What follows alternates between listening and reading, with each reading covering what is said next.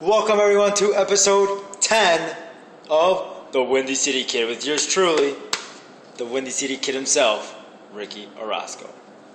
As you guys can see from my hat, today's team of the week are the Cincinnati Reds, the first place Cincinnati Reds. So, to all my Ohio fans out there, you're welcome. Speaking of baseball, the MLB race is heating up the hunt for October. So let's get a little checkup with the quick standings. In the American League West, we have the Texas Rangers have a 6.5 game lead over the Oakland A's, who, by the way, have been playing amazing baseball as of late. The Oakland A's have won 13 of their past 25 baseball games.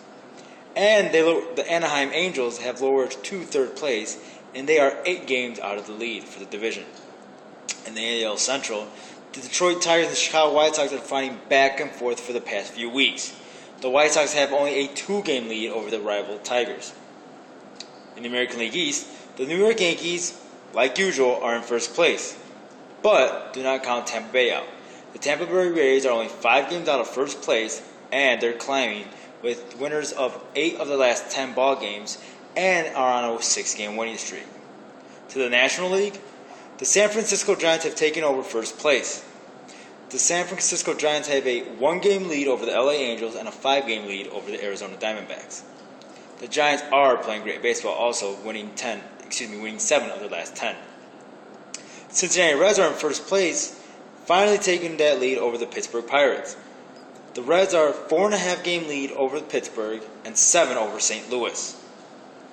And in the National League East, we have the Washington Nationals, who are on fire right now, winning 8 of the last 10, with a 4.5-game lead over the Atlanta Braves and a 16-game lead over the New York Mets. Now, just because these teams are in second and third place, and they're a little far from the division lead, doesn't mean they're out of the playoffs just yet. With MLB changing up the wild card rule this year, 2 teams will win the wild card this year for the first time. Let's get a quick update with that. In the American League, the 2 American League wildcard teams are the Tampa Bay Rays and the Baltimore Orioles. Just behind them, with a half-game lead out, are the Oakland A's. 1 game out are the Detroit Tigers, and only 2 games out are the Los Angeles Angels of Anaheim. For the National League, we have the Atlanta Braves and the Pittsburgh Pirates. The Pirates trying to make their first playoff appearance since 1992. Just behind them are the LA Angels and the St. Louis Cardinals, each only 2.5 games out, followed by the Arizona Diamondbacks 6.5, and the New York Mets slowly trying to get their way till October without 9.5 games. In some NFL news, Chad Johnson, also known as Chad Ochocinco, has been released by the Miami Dolphins this past weekend. Johnson was arrested this weekend for supposedly hitting his wife. But he was released, but the head coach of the Miami Dolphins isn't saying that's the reason. And I quote, "He wasn't going to work." That was the reason behind him getting released. In other football news, last Thursday, San Diego Chargers running back Ryan Matthews broke his collarbone.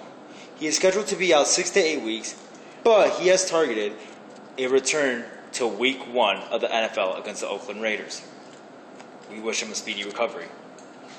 Today, the Green Bay Packers have announced they have signed former Chicago Bear and Cincinnati Bengal running back Cedric Benson to a 1-year deal. And speaking of free agents, Plaxico Burress is possibly making another comeback. Last season, he was a New York Jet, and he might stay in the area.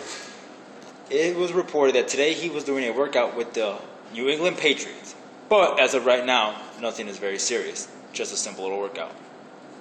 And in basketball news, congratulations to Team USA on winning the gold medal over Spain with a score of 107 to 100. Congratulations, USA. You did it again.